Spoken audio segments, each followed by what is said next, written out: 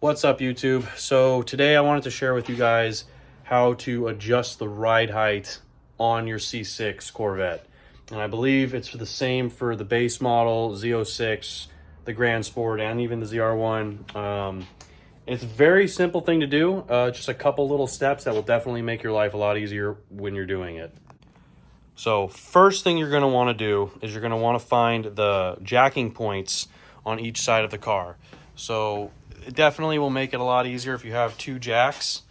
And the reason you want to jack up the car is so you take all the pressure off of the lower control arms, so you can adjust your ride height much easier than just leaving the car, all the weight on the car on the floor or the car on the ground, and then trying to tighten those up. You could strip it, or you'll just have a really hard time with those adjuster bolts.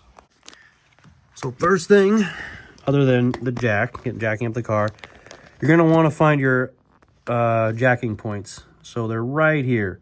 There's two little holes on each side, on the side of the car. These are where you're going to want to jack the car up at. So if I could show you without dropping anything. Get this into position. Watch your side skirts. Don't hit the body of the car either.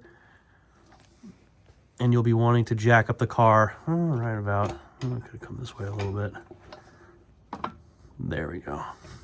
You'll want to jack up the car on those two spots. There's one on the other side as well.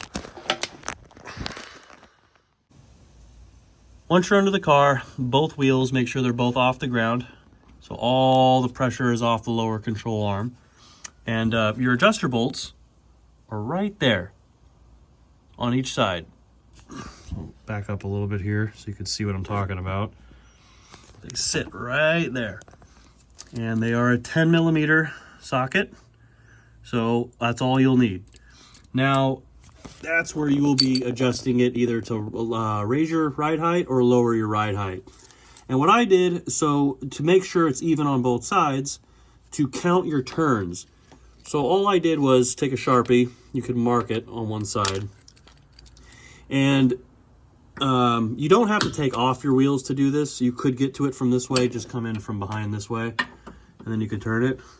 But to raise the ride height, you just push that, you tighten this bolt and pushing it down, which will bring up, will technically push down this bolt into the lower control arm, pushing it down, which would raise your ride height. To lower it, you will loosen it and bring the lower control arm and this part together, therefore lowering your ride height.